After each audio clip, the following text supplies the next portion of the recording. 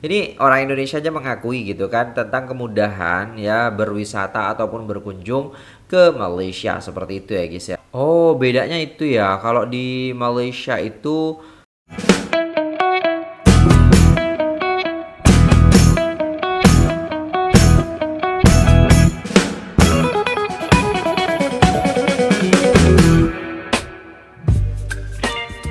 Assalamualaikum warahmatullahi wabarakatuh. Jumpa lagi dengan saya guys, Cak Mujib. Gimana kabar teman-teman semua? Semoga sehat selalu dalam lindungan Allah Subhanahu wa taala, dijauhkan dari segala mara bahaya, malapetaka, bencana dan bala serta berbagai macam penyakit.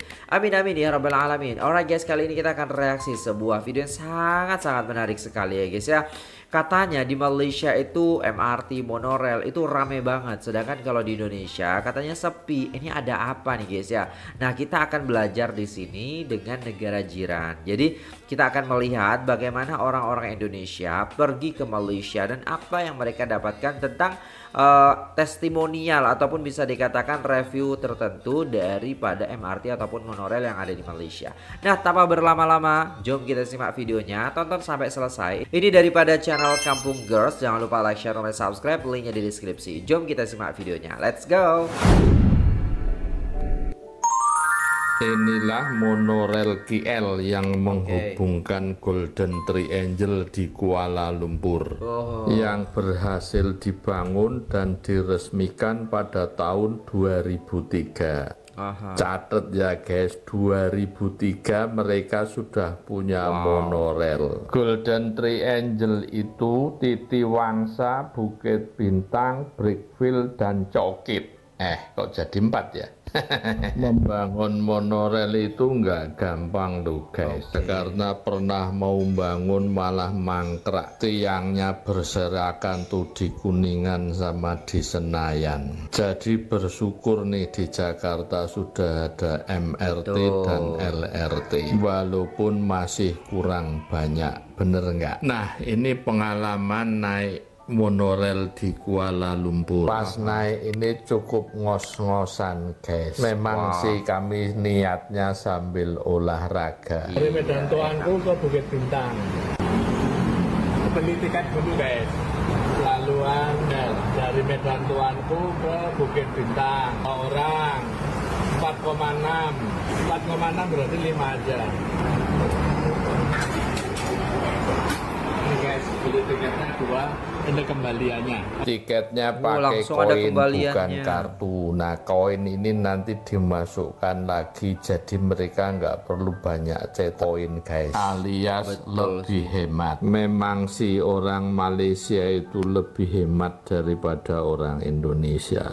Ini suasana stasiunnya. Gak buang-buang dana gitu kan, gak buang-buang dana untuk ini itu, hanya koin saja di situ udah. Ya udah di situ terus gitu kan, nggak dibawa-bawa gitu kan. Ya kurang lebih begitulah, nggak buang-buang kertas juga mungkin ya kan. Sama stasiun LRT di Jakarta cuma 939. Welcome to monorail line. Train frekuensi every 7 minutes. Nggak ada keterangan berapa menit lagi MRT-nya mau datang, cuman ada jam sama keterangan tiap 7 menit aja. Dari Medan Tuanku, kalau ke sana ke arah KL Center, nanti kami turun di Bukit Bintang. Ada help point-nya guys. Pintunya juga mirip dengan LRT, harusnya tertutup. Cuman ini lagi reparasi, jadi kebuka terus. Keren ya. Kondisi di dalam gerbong hampir sama dengan LRT di Jakarta. Bedanya ini di tengah ada kursi yang ungkur-ungkuran. Nah, sampai stasiun tujuan kita tinggal masukin koin untuk keluar dari pintu stasiun. Nah gitu guys, naik LRT di Kuala Lumpur. Hanya beda dikit pas beli tiket. Kalau di Indonesia harus pakai e-money, di sana bisa cash. Oh, bedanya itu ya. Kalau di Malaysia itu e-money ya kak, di Indonesia harus e-money, tapi kalau di Malaysia itu bisa cash. Maksudnya bisa langsung masukin gitu ya. Ya, isi di. Sebenarnya untuk kemudahan itu tergantung dari individualnya ya. Kalau pengen Kalau saya sih lebih suka e-money daripada apa namanya yang cash seperti itu ya guys ya. I'm using the subway in Kuala Lumpur, Malaysia. Let's see if it's good and how easy it is to use as a foreigner. Let's see. Selamat datang, welcome. I want to go to the central station. The price is 1 ringgit 60. Yes, it is air conditioned in here. And yeah, as you can see here, inside here, it's way busier than it is outside. So you can see all the stations right here. So even if you don't understand the ini yang saya senang itu ada lampu-lampu itu guys ya. Saya dari dulu itu ketika ke Hong Kong dulu ya kan, karena pertama kali saya naik gitu kan itu di Hong Kong gitu. Saya tuh wah ini di mana kadang takut kesasar gitu, tapi ada lampunya itu. Oh ini berberartian ini, berarti sebentar lagi kita akan sampai gitu. Itu yang memudahkan sih menurutku gitu kan. Announcements, you can always check where you are at the blue dot, because it's actually quite noisy in here, so we maybe not be able to hear all the announcements. Yeah, it's very loud in here. That's interesting actually. It's not only underground, so some parts are also above the ground. I wasn't expecting that, to be honest. Yeah, now it's not even an underground anymore. Now I think it's like a monorail. Okay, we have arrived. And yeah, for the reference, the Grab price of the same distance would have been around 8 ringgit. So we saved time now because it's much faster without the traffic, of course. We also saved money actually. So can we recommend? And we'll do it again. Kalau misalnya kamu mau naik MRT atau KTM di Kuala Lumpur, itu kan public transportation kan. Cenin sharing pengalaman Cenin aja ya. Ini Cenin udah di Bandara Singapura, Cenin udah mau pergi lagi balik ke Kuching. Udah kelar mainnya. Kemarin Cenin main di Kuching Sarawak, Kuala Lumpur, terus Singapura. Saatnya kita pulang. Nanti Cenin bakal sharing-sharing di setiap negara itu tips and trick yang Cenin jalani seperti apa. Tapi yang pertama ini dulu ya. Cenin kemarin beli kartu Touch and Go itu 10 ringgit. Belinya di KL Central di lantai berapa ya lupa. Kartunya tuh 10 ringgit, terus kita isi lagi sendiri. Nah, kalau misalnya kamu pakai public transportation-nya nggak terlalu banyak nih, kita bilang nih. Kamu bisa beli koin. Bisa beli koin juga. Tapi kalau kamu tanya Cenin cara belinya gimana, Cenin nggak beli karena Cenin udah beli kartu, lebih simpel. Karena kalau misalnya nungguin koin ngantrinya lama, males. Tapi kalau misalnya kamu nanya, bisa nggak sih kita pakai taplesnya BCA? Cenin sendiri belum coba ya, jujur aja ya. Cuman setahu Cenin ada dua, pakai koin yang beli langsung di KL Centralnya itu, pas mau masuk ke Nu Central atau nggak kamu mau naik MRT-nya, itu ada mesin buat beli koinnya. Atau kamu mau simple langsung beli kartu Touch and Go, terus kamu pakai transportation public itu. Jadi sama kayak e-money gitu kan di sini gitu kan, kayak di Jakarta gitu. Kalau menurut saya sama aja sih, cuman di sana lebih enaknya itu kalau mau apa namanya ya nggak mau beli yang Touch and Go-nya, ya udah kita pakainya cash gitu ya kan. Mana jatuhnya lebih murah, apalagi kalau kamu perginya sendiri. Tapi beda kalau kamu perginya rame-rame ya, kan bisa PT-PT tuh, topa-topa. Kalau cuman berdua kayak Cenin, better pakai public transportation sih. Ini sih cara murah traveling ke Kuala Lumpur ya. Modal tap, duduk, sampai langsung ke tujuan yang kita mau. Kalau dibandingin sama harga Grab, jauh. Kalau pakai ini lebih murah. Destinasi pilihannya banyak. Bahkan dari Kuala Lumpur ke Batu Kif aja pulang pergi cuma 5,2 ringgit. Kartunya bisa dipakai kemana-mana. MRT, LRT, monorail, banyak. Color Street modal tap. Hemat budget transportasi, hemat banget dibandingin pakai Grab ya. Nama kartu transportasinya itu Touch and Go. Kartu Touch and Go ini kemarin Cenin beli di KL Central. Kalau buat solo traveling, Cenin lebih saranin pakai public transportation ya dibanding kamu pakai Grab gitu. Karena perbandingan perjalanan dengan Grab dan juga tap kartu Touch and Go atau public transportation ini jauh harganya. Cuman satu, kamu mesti bisa baca Google Maps biar enak kemana-mana. Terus kamu juga mesti, kesusahan kita itu nggak bisa baca map gitu kan. Kebanyakan orang tuh nggak bisa baca map, itu yang membuat kita tuh kayak bingung gitu loh. Ini kemana, ini kemana. Makanya dengan adanya Grab itu dipermudahkan juga sih. Iya kan? belajar baca, kita turunnya di mana, terus tempat lokasi yang kita mau tuju tuh ada pemberhentian dari public transportation ini nggak, berhenti di daerah mana. Jadi belajar cara baca Google Maps, belajar cara baca berhentinya di mana ya. Per sekali perjalanan tuh tapnya 2,6 ringgit sampai 3 ringgit tergantung lokasi juga. Cuman kalau dibandingin sama Grab ya jauh lebih murah lah. And I was like, of course I'm crazy. Wow, gila sih. Bismillah lah, Bismillah, bentar nyobain lagi naik guys. MRT dan LRT di Kuala Lumpur. Sebelumnya kalau LRT aku udah pernah nyoba di Palembang ya. Ini videonya ada di YouTube kalau kalian mau nonton. Untuk naik MRT turun ke bawah terowongan ini terus cari mesin ini. Sebenarnya ada kartunya ya, Rapid KL, tapi kita pakai cash aja lah.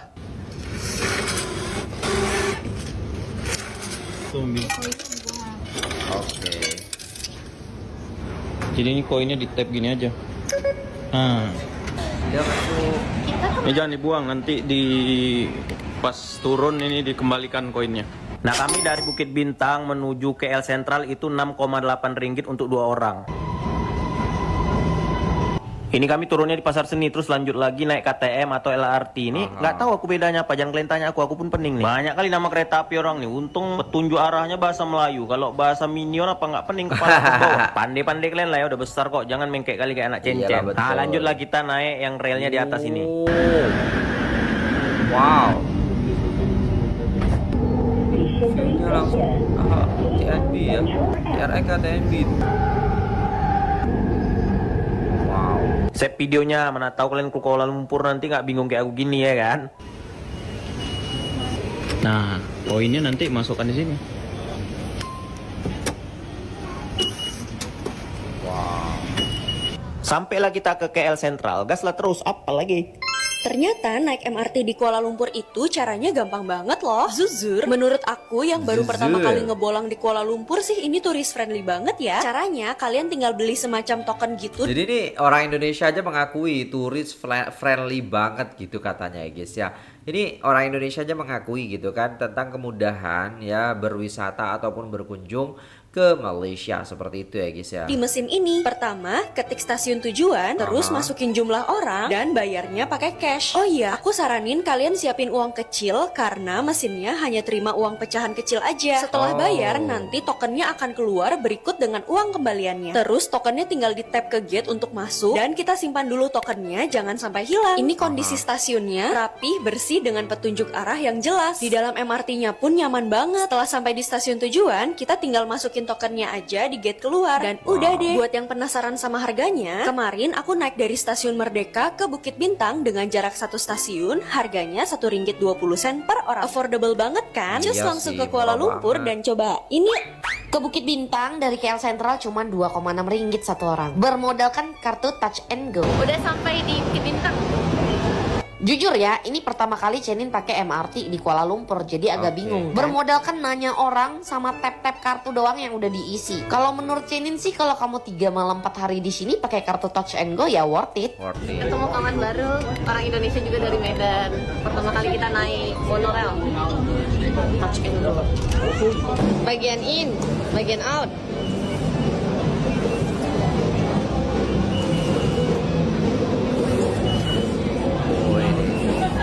Memang negara-negara maju udah pakai gitu semua lah.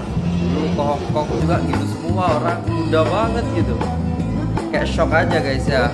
Sempet juga kan naik di Singapura itu. Sampai kita ke Bukit Bintang, kita langsung samperin satu tempat yang terlihat menarik banget. Makanannya ini terbuat dari kentang yang dicampur sama keju mozzarella yang banyak banget. Ditaruh sama abangnya, kejunya diaduk-aduk, ditarik-tarik. Menarik. Pilihan varian rasanya juga banyak, bisa kamu sesuaikan pengen yang mana. Terus kasirnya ganteng. Satu porsi begini, Cenin bisa sharing sama adik Cenin karena gede. Suapan pertama, umami. Jamur.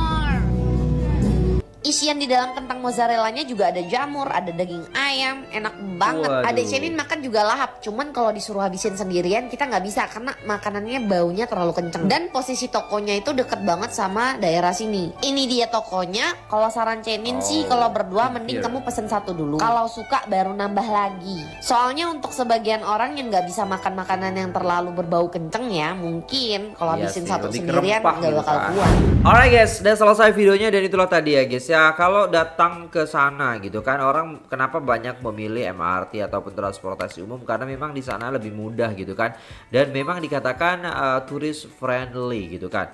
Kalau dibilang kalau istilahnya mungkin masih awal ya, kayak di Indonesia aja itu kadang masih sepi gitu kan ya guys ya, seperti halnya diberitakan gitu kan di TV-TV itu kelihatan sepi gitu tanpa ada banyak peminat gitu. Tapi ya dengan selang berjalannya waktu mungkin di Malaysia dulu juga itu pasti akan sepi gitu kan. Nah, mungkin pandangan saya di awal-awal pasti seperti itu, tapi ketika orang sudah mengetahui kemudahannya ya kan, daripada efisiensi waktunya juga gitu kan, nggak kena macet dan lain sebagainya, nah itu mungkin mereka akan memilih itu nantinya. Dan juga harusnya pemerintah juga menggembar-gemborkan untuk menggunakan transportasi umum ini ya guys ya, LRT ataupun MRT ini ya kan. Nah gitu ya guys ya, dan kita bisa belajar dari video-video ini bahwasanya orang Indonesia aja mengakui gitu kan, friendly banget. Dan juga bisa dikatakan bapaknya tadi berbeda katanya dengan di Indonesia yang sepi, gak rame gitu kan,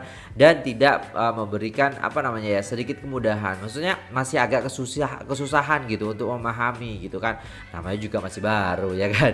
Oh gitu ya guys ya, tapi semoga ya kan, karena Indonesia akan menjadi negara maju, kita doakan bersama ya, mohon doanya kepada kawan-kawan yang di Malaysia juga, kita doakan bersama ya guys ya, semoga Indonesia bisa menjadi negara yang maju dan tentunya negara yang baldatun thayyibatun wa rabbun ghafur ya.